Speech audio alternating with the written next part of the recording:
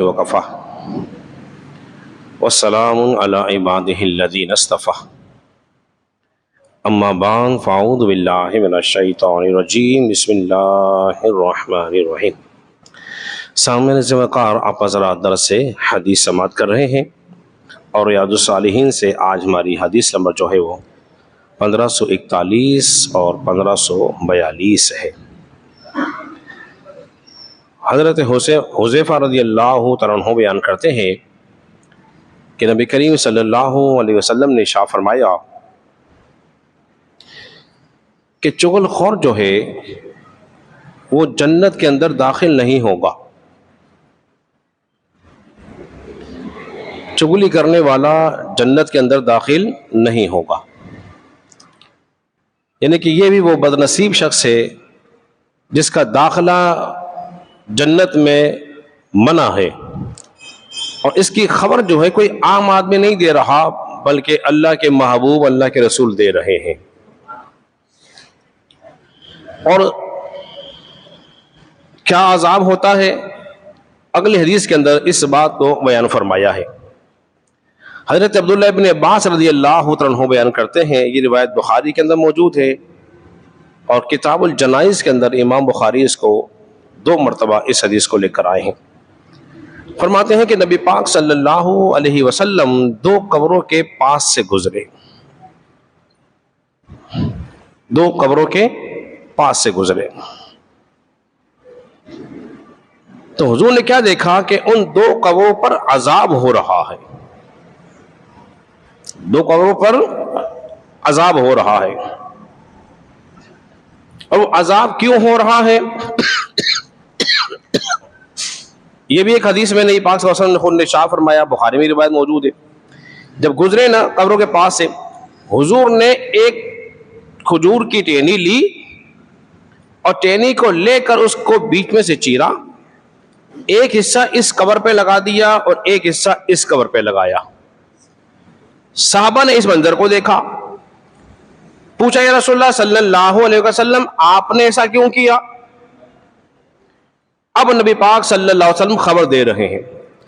آپ نے فرمایا میرے صحابہ یہاں 2 قبریں ہیں اور 2 قبروں پر عذاب ہو رہا ہے۔ صحابہ میں کون ہیں؟ صحابہ اکرام ہیں، حضور کی صحبت میں رہنے والے ہیں، نبی پاک صلی اللہ علیہ وسلم سے کلام سننے والے ہیں۔ اگر قربان جائیے جو حضور کی نگاہ دیکھتی ہے وہ صحابہ کی نگاہ نہیں دیکھتی۔ ارے بولے نا سبحان اللہ۔ جو حضور کی نگاہ دیکھتی ہے وہ کوئی اور بولیے نہیں دیکھتا۔ اسے نبی پاک صلی اللہ علیہ وسلم فرماتے ہیں جو میں دیکھتا ہوں تم نہیں دیکھتے۔ 2 قبریں ہیں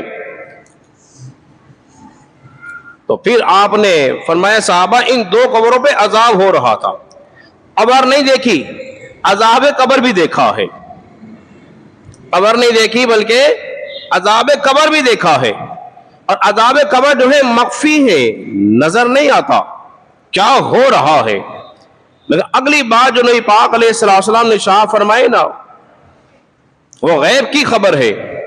فرمایا میرے صحابہ جانتے ہو ان کو جو 2 قبروں میں جو یہ موجود ہیں ان کو جو عذاب ہو رہا ہے جانتے ہو کس وجہ سے ہو رہا ہے؟ عرض کیا آقا آپ ارشاد فرمائیے، اللہ اس کا رسول ہی بہتر جانتا ہے۔ فرمایا ایک تو چغل خور تھا، ایک چغل خور تھا یعنی کہ چغلی کرنے والا تھا، اور ایک پیشاب کے چھینٹوں سے نہیں بچتا تھا، یعنی کہ پیشاب کرنے میں بے احتیاطی کرتا تھا جس کی وجہ سے اس کے کپڑے ناپاک ہو جاتے تھے۔ تو یہ 2 بظاہر تو معمولی سی باتیں ہیں جنہیں ہم معمولی ہی سمجھتے ہیں، لیکن ان 2 کی وجہ سے عذاب قبر ہوتا ہے۔ ہمیں ان دونوں سے بچنا ہے،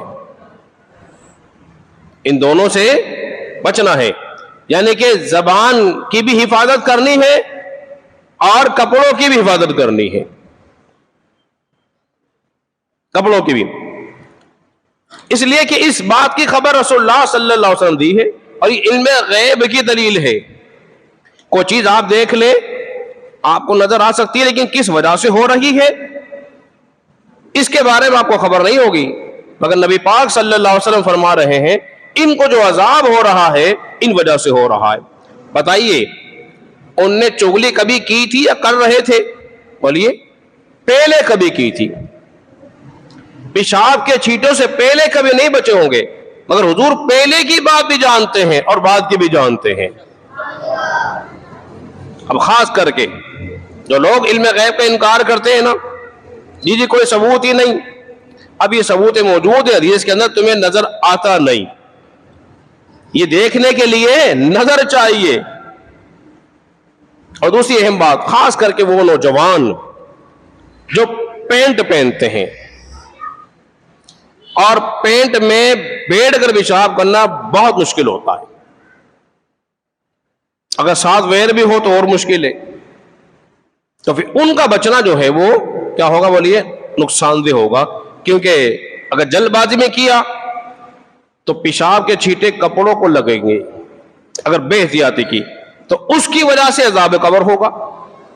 پھر انہیں خبر بھی نہیں ہوگی کہ کپڑے ناپاک ہو گئے، اور وہ انہی کپڑوں سے نماز ادا کرے گا تو نماز بھی بولیے نہیں ہوگی. کیونکہ نماز کی شرائطوں میں سے یہ شرائط موجود ہیں: کپڑوں کا پاک ہونا، جسم کا پاک ہونا، جگہ کا پاک ہونا، طہارت ضروری ہے. اور دوسری جو عجلت کا شکار ہوتے ہیں کہ پیشاب کرنے کچھ آداب ہوتے ہیں، میں ضمن نذر کر دیتا ہوں. جب بیٹھیں گے تو الٹے پیر پر زور دے کر بیٹھیں گے. کون سے پیر پر؟ الٹے پیر پر، تاکہ مثانہ مکمل طور پہ خالی ہو.